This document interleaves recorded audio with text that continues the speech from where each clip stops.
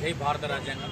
ఈరోజు పరమ పూజ బోధిసత్వ విశ్వ మానవుడు డాక్టర్ బాబాసాహెబ్ అంబేద్కర్ ఈ లోకం నుంచి భూమిపై వెళ్ళిపోయిన రోజు. ఇది కోట్లాది మంది మా అణగారిన పీడితులైన, దుఃఖితులైన, శ్రామికులైన, బీసీ, ఎస్సీ, ఎస్టీ, అగ్రకుల పేదలందరి మా దేవుడు ఈరోజు ఈ లోకం నుంచి వెళ్ళిపోయిన రోజు. కాబట్టి మాకు అత్యంత దుఃఖ దినం, బాధాకరమైన దినం.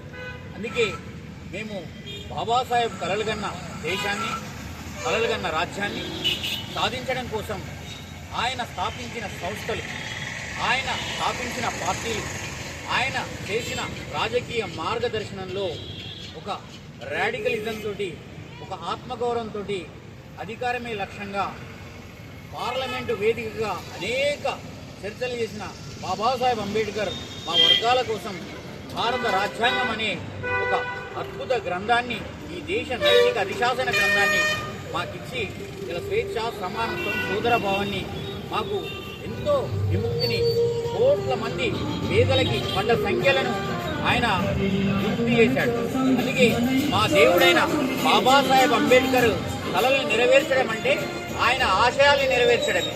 ఈ దేశంలో, ఈ తెలంగాణ గడ్డ మీద బీసీ, ఎస్సీ, ఎస్టీల రాజ్యాన్ని స్థాపించి ఈ 10% లేని అగ్రకులాల ఆధిపత్యాన్ని అణచివేసి 90% ఉన్న బడుగు బలహీన వర్గాలు అధికారంలోకి వచ్చి బాబాసాహెబ్ అంబేద్కర్కు ఘన నివాళి అర్పించడమే ఆయనకిచ్చే ఘన నివాళి. కానీ వర్ధంతి రోజు, జయంతి రోజు పూలేసి చూసుకోవడం కాదు. అందుకే బాబాసాహెబ్ పరివర్తన విధానంలో, ఈ యొక్క ఆచరణలో మేము ఉన్నామని తెలియజేస్తూ బీసీ, ఎస్సీ, ఎస్టీ ప్రజలందరూ కూడా అంబేద్కరిజం వైపు, అంబేద్కర్ యొక్క తత్వశాస్త్రం వైపు మీరందరూ కూడా రావాలి.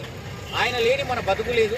అణువణువు ప్రతి దానిలో అంబేద్కర్ యొక్క తత్వం లేనిది ఏదీ లేదు. కాబట్టి దయచేసి అర్థం చేసుకొని బీసీ, ఎస్సీ, ఎస్టీ, ముస్లిం మైనారిటీలందరూ కూడా ఒక్కటై మన రాజ్యాన్ని మనం సాధించుకుందాం, మన హక్కుల్ని, అధికారాన్ని అన్నింటినీ సంపాదించుకుందామని తెలియజేస్తాం.